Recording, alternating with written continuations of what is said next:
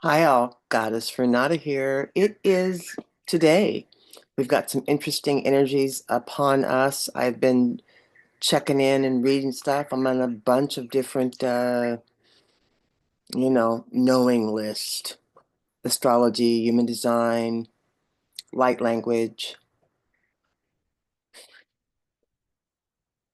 But the most important language I'm getting is the language that I am talking with myself. What kind of dialogue is going in my head and heart? What kind of things am I in conflict with? What kind of things am I in peace with? And when I say I am, I'm meaning our I am presence. I am. But I have a direct experience with my I am because I am. Goddess Renata. Like you am you, right? And I've been asking myself, like, is there anything, Renata, that you're super passionate about? Well, yes, I said. I love to morph my look. I love color. I love jewelry. I love my different hair, so I can morph my look. I love color. I love jewelry. Oh, did I say all that already? Well, I really love that. That ability to express and to sparkle out, to be a lot different. Although there's a lot of us out there that are a lot different. In fact, I would gauge for the 7.8 billion people on this planet, there's 7.8 billion squared ways to be different, to stand out, to be you, to share your light, to let your light ripple out, regardless of what you do or what you say. 67, 67, and George's 76 were the reverse. 6, 7, what is that? 13/4. Numerologically, George and I are on the same path in terms of our age and reducing that 76 or that 67 down to 13/4. And that is about getting rid of old ways and rebuilding anew, tearing down old structures, tearing down old structures in relationships, tearing down old structures in beliefs with yourself, tearing down old structures in traditional ways of communicating with each other, tearing down old structures that keep the lack of vitality, the lack of health, the lack of exuberance, the lack of excitement, tearing down those structures and not throwing the baby out with the bathwater, because that's counterproductive, but keeping a baseline and knowing that some baseline is super important. And guess what that baseline is? Me. Oh, you. We are the baseline for the new creation that's happening on this planet at this time. But a lot is falling away. A lot of old systems. There's that 13/4 energy. And this being an 8 year, as above, so below, as inside, outside. So as we anchor in the intuition and act from that spot, using it as our ability to respond, we can see and feel where we're at. This year, I've been really big on just speaking what comes up, not spewing on people, but when there's a situation that runs through my head and heart and I loop a lot with it, I pull it out. And how do I pull it out? I'm like, you're looping, you're in conflict. I take that conflict, I look at her, I look at them, I look at it, I embrace it to erase it. And what am I talking about? I'm a really solitary person, but there's a part of me that's very much out. And then there's a part of me, I've got that seven energy that's highly reflective. I've developed my own philosophy in life. I bet a lot of you have as well. But in between being um, out there and then being in, I have different kinds of friends. And recently I've just become aware that I really don't want to have my friends in my space all the time. You know, my mentor used to say to me, Renata, William, everybody's got a right to be, but sometimes they have to be out of your face and your space.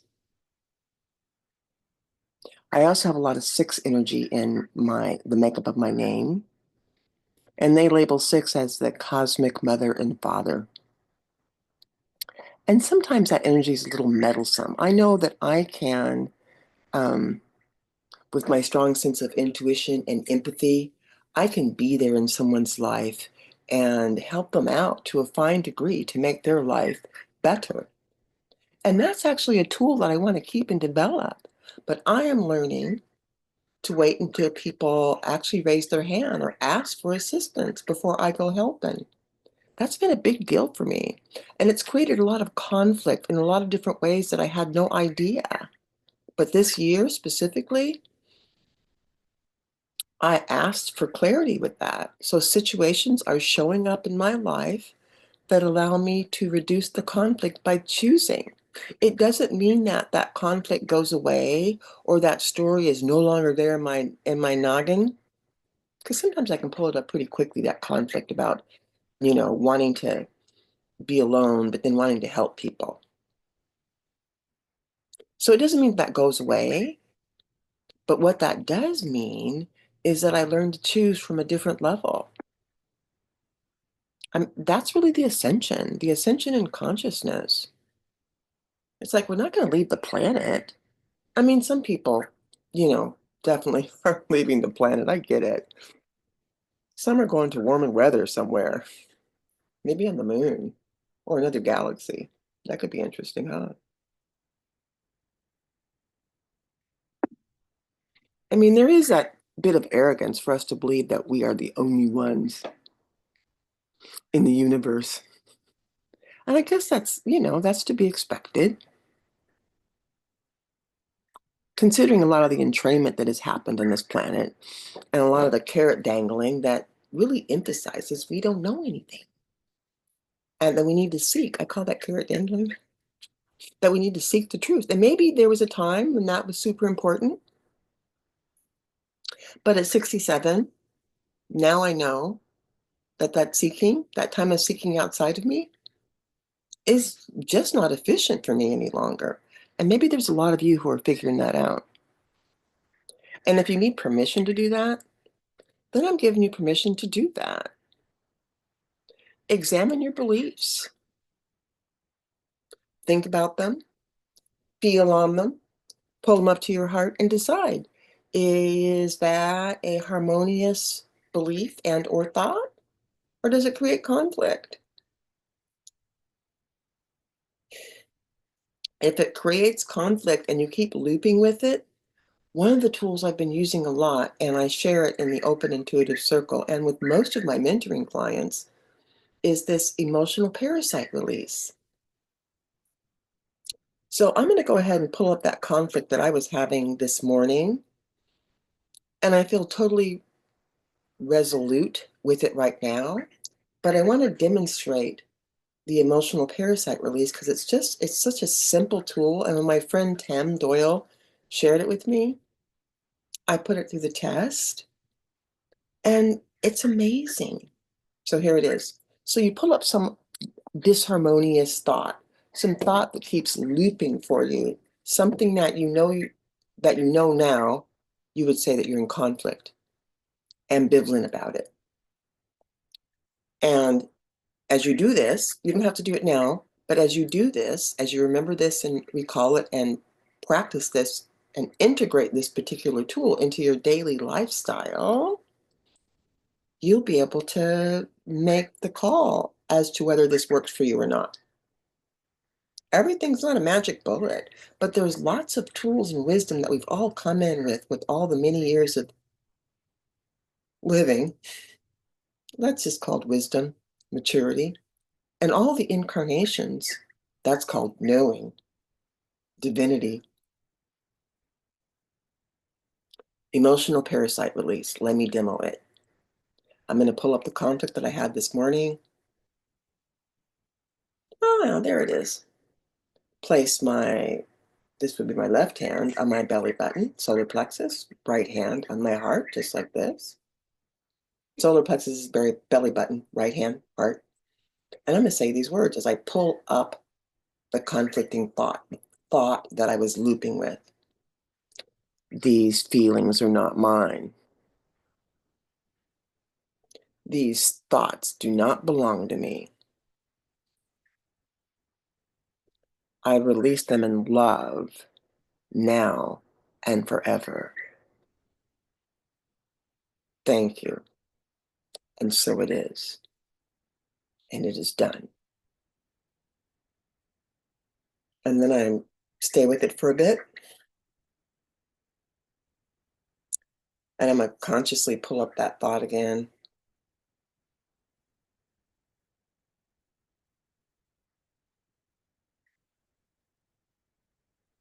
I'm actually having a hard time finding it. That tool and several other daily lifestyle practices that I engage to make my life more graceful are what I call the road to mastery. The road to mastery is inside of you. It's that self-love, that self-care, that uber diligence to have internal peace and harmony. And I'm not talking about agreement.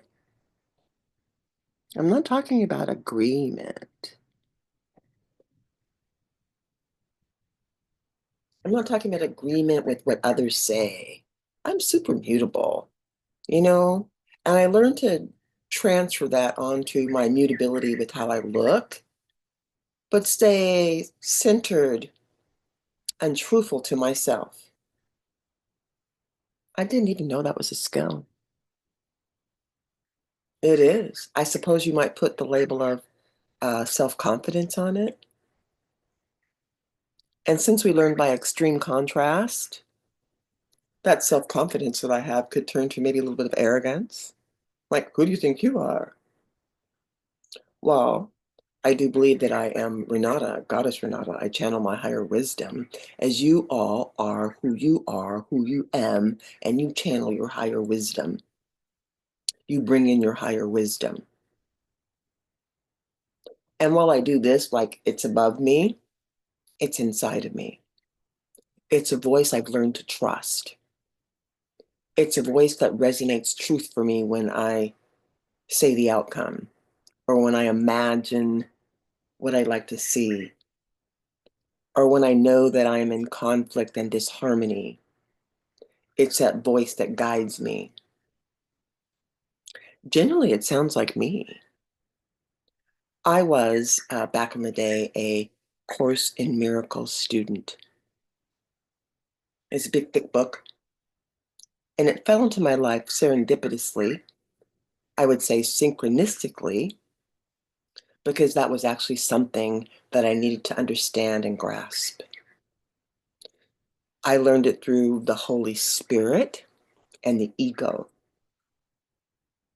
I didn't know they were separate, but now I do. But I won't say that you don't need to have an ego. Yes. No, it's not all love and light and I love you.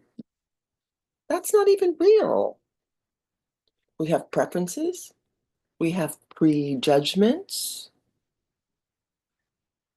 We have beliefs.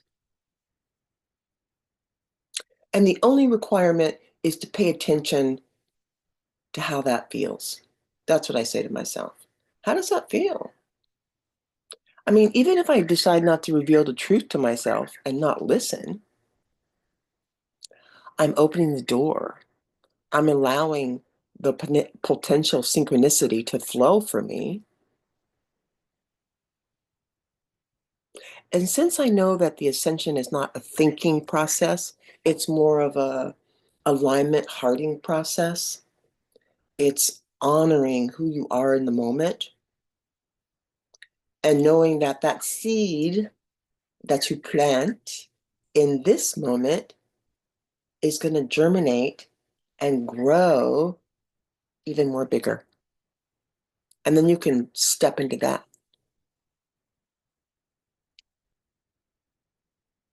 There is nothing or no thing set in stone. Well, maybe Arthur's sword was set in stone. That was an interesting series.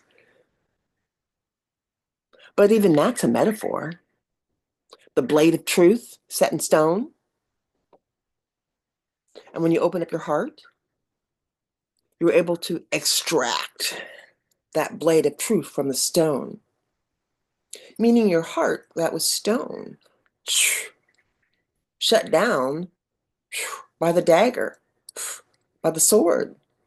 And as your heart opens up, it combusts the stone. I just thought of that right now.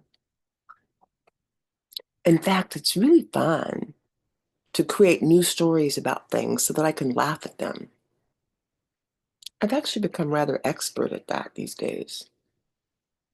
Laughter is healing medicine, regardless of what's happening outside of you. Laughter is healing medicine. And it's in fact, it's the healing medicine that we all could take an injection of. Truthfully. Just as I laugh right now, I feel elevated. I feel a lot lighter. I felt like I had some things I wanted to share. I'm always talking to myself. But then I wanted to share them with you. And if you take the time to listen, job accomplished. And if you don't, I'm happy with the fact that I actually shared. That's how that works. Holiday season, holy day season. There is nothing more holy than some old sweats for sure. And those $300 jeans that they have people buying with all the holes in them and the rips in them. Isn't that crazy? But I digress slightly. Holy day. Hold it in. It's the day.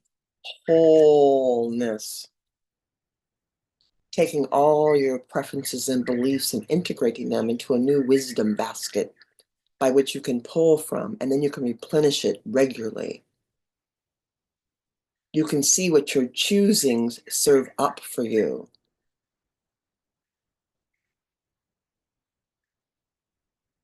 I mean, I have a multitude of examples. I was talking to someone, oh, Prajita, I love it, Prajita in India.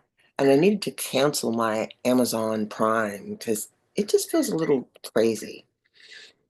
And so I had Brigitte on the phone, and I'm like, so how's the weather in India? Oh, it's kind of warm here, but it's our winter, she said. I said, well, it's kind of that way here too. Have you ever been to the States? And she's like, yeah, I'm going to visit my brother in Edmonton in May. I'm like, oh, how fun. I've never been to India, but I'd like to go.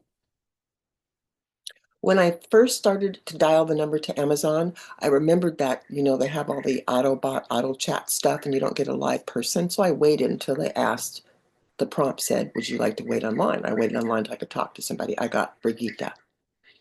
And so I instantly heard, you're a little irritated with Amazon, but don't be irritated with her. She's just doing her job. So the way I up level with everything is I create a new story. It's like, well, Brigitte at that moment was my friend. We made a nice connection. I'll probably talk to her again. But it was the most pleasant exchange about canceling the Amazon Prime. It was simple. She did two things for me. Just boom, no problem. Then she, sent me an email confirming what had happened. And then when we were online, she spelled her name and I didn't get it. So I'm glad she sent the email, Brigitta. Thank you. And that's how it is with me. Being free means being able to choose. I got my adult side, I have my super mature side, my intellectual side, my wise side, my silly side, my pretty side, my flamboyant side, my rude side, my bitchy side. All those pieces have been integrated into here.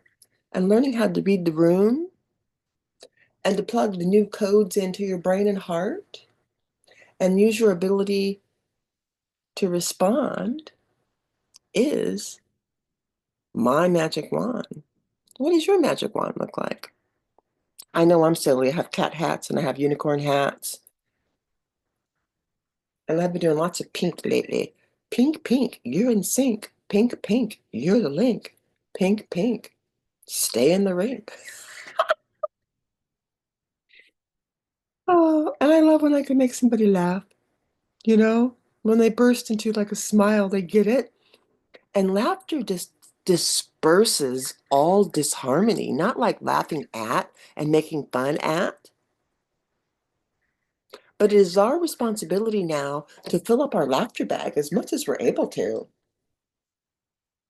And that really displaces the disharmonious level of energy that can seep up with all of the stuff happening outside of us, all of the this and the that, the choose and the don't choose, the red, the blue, you know, the purple, all of those decisions in between that we feel we have to choose. I'm just saying you don't. I mean, you can dip down and study something, but I'd rather kind of dip up with it. Like if I know that information and follow the rabbit hole all the way down to the core of where it came from, can I use a bungee to bungee back up and stay there? Well, if any of you have been on a bungee cord, you know, you jump high and bungee down, you bungee back up again. If someone doesn't let you off the bungee ride, you just keep doing, you know, and I don't know, I've never done the bungee thing. But I do remember that for someone like me, I think it was Donna Eden, I read this. She was like, you know what? The skydiving for some people is not a good idea because you like just float out.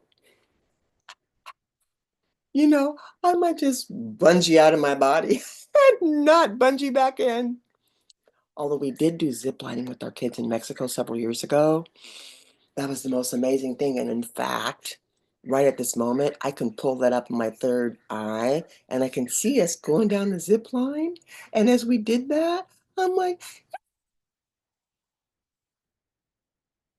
I know that gets people's attention when I do that. I can get a group of people that are disharmonious, that are talking and making too much noise, and people trying to talk over them and clapping their hands and getting the mic. Just give me the floor for a second. And I'm like, anyhow, feels like I've had a little bit to share. I set my timer. I was going to go for like, 30 minutes, but that seems like a long time to talk with people, you know? And I know I'm not talking at you, but I don't see you, so it does feel like that. All right. Well, this is Goddess Renata. Oh, you know what, though? At the beginning of the year, I do have what I call an open intuitive circle, and it's pretty much by invitation, meaning if you read what it's about and you decide that that feels cool for you, then you'll jump on board. And you will go ahead and give me a call or a text, 253-441-8530. That's Goddess Renata, or goddessrenata@icloud.com. And you'll say, hey, that open intuitive circle membership sounds cool. It's $50 a month, and it guarantees you about 2 hours with me on a Zoom or live in person. And I just assist you in creating a new life story with the different tools that I have. There's that. And then for those that are interested in learning more about the daily lifestyle practices that I share with you in the Open Intuitive Circle, I have a 40-hour certification program that's coming up. And it culminates in you totally knowing how to use the daily lifestyle practices for sure. But because I've been an ordained minister for a long time, George has too. Um, so through She's Spiritual Healers and Earth Stewards, the organization is not as strong as it could be here in Washington. So underneath that particular um, endorsement, that's where I'm doing the 40-hour certification. But you don't have to do to be ordained under, my church, which is the Healing Circle of Light. It's not necessary. And in fact, a lot of you could just do the ordination because you have your own healing life ministry. Like, what do you do to make your life better? And how do you share that with your family and friends?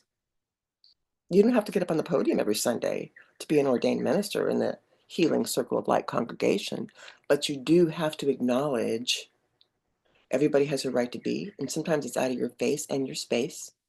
And we all are universal family strong. We're coming full circle with that. If we want to up level, the collective consciousness is included in that. And there's many things, more than you probably know, that you can share with others to make their life more harmonious and fun and full of laughter and joy. I'm going to turn this good earring side to you. This is Goddess Renata. Happy holidays. Looking forward to seeing you the first of the year with the Open Intuitive Circle, the 40-hour certification in daily lifestyle practices, and of course, Tuesday and or Wednesday at Crystal Spirit. Absolutely. I'm passionate about helping people create a new life story. It's so important now. All right, this is it. Love y'all. Goddess Renata.